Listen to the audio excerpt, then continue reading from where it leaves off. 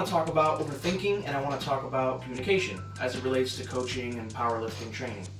I want to give you different perspectives. I'm going to talk about my experience as an athlete. I want to talk about my experience as a coach, how I solved a lot of my overthinking issues, and how I deal with it as a coach. And I'm going to be going back and forth between the two because I feel like they tie in really well to each other. So without further ado, let's get started.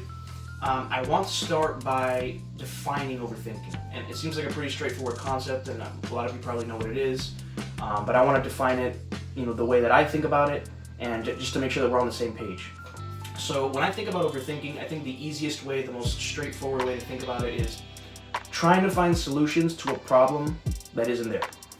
And that's something that I dealt with as an athlete and as a coach. And I'll start with my experience as an athlete. So in 2020, I coached myself for about 6 months. And I made a lot of progress during that time. It was a very successful time in my training. And it was a very useful time for me as a coach because it was a period of time where I gained a lot of knowledge. I learned a lot about programming, about coaching, and I learned a lot about myself. So, that was a really important time in my development as a coach and as an athlete as well. But the biggest issue and why I couldn't continue to coach myself, or why I chose not to, is because I found myself overthinking all the time, and I was in constant doubt. I was unsure of things. I didn't know if I was making the right decisions. Even though I was getting stronger, I wasn't sure if that was the optimal thing to do, whatever optimal means. But I'll give you some examples. I would write my program on a weekly basis like I do for my athletes now. And instead of just writing the program and then just going through with it, I would make changes to it almost on a daily basis. And that's a huge mistake that, if you have a coach, you can't do that because they're programming for you. You can't just make changes like that to a program that you're paying for. But if you are writing your own program, you can just go in there at any time and make changes. And I'll give you some examples of that. I would have a 5x5 program on squat, let's say. I would, for whatever reason, just go into the program and say, maybe I should be doing 4s today. There was really no reason. There was no rationale behind that. I just, for whatever reason, would sometimes feel like maybe 4s are better. Maybe I should be doing 4s instead of 5s. And I would make that change and then I would do it. But even though I don't think that affected the program too much, I think it's a bad habit to get into, and I think it kind of muddies the waters a bit because it makes it difficult to know what is working and what isn't working. So if you're constantly making changes to your program, you don't know what's working. It just makes it much more difficult to determine that. And that was one of the reasons why I reached out to a coach and why I've been with the same coach since then, is because I wanted someone to talk to bounce ideas off of, to ask questions if I was unsure. And now that I have that, I rarely overthink my training because I know what the plan is and I can follow through with it. And I know that if it doesn't work, we're going to make some changes to it, but I'm not in it alone. So that was my solution. I knew that I needed a coach. I needed someone to guide me. I needed someone who would, reassure me of things that I was feeling a little lost or I was unsure. And that was my solution to that. So now I want to talk about my experience as a coach and how I deal with that and how I continue to deal with it.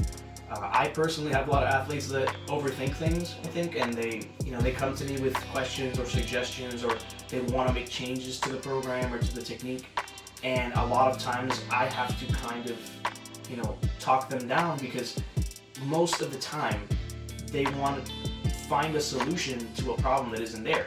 They might be making progress, or we might be trying something new that we haven't given it enough time to know to work, and they want to make a change. So a lot of times my job as a coach is to explain to them, to educate them. This is why we're doing this. This is why I think your suggestion is or isn't a good idea. I'm open to trying that if I think it's a good idea, but if I don't, I have to sometimes be able to put my foot down and say, hey, this is not a good idea. This is going to probably be worse for you. And we should stick with what we have because either it's working or I think it's going to work, and we have to give it enough time to see if it does. So that's how I deal with it. And I've learned over time that coaching is just as much of a mental and emotional as much as it is a technical, as much as it is programming and technique cueing and etc. I mean, you have to know how to talk to people. You have to know, when, if there's a give and take and everything. So sometimes I may have to give in a little bit to make the client happy, and sometimes I need to say, this is not a good idea. This is not in your best interest.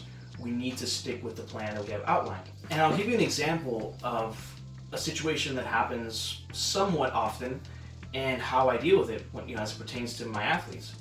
I may have someone that comes to me and wants to make a change to the program. My process is typically that I'll analyze the situation, I'll determine if I think that, making this change is going to be either a benefit, whether I think it's going to be neutral, or whether I think it's going to be, a poor programming decision for them. And then my answer is reflected based on that.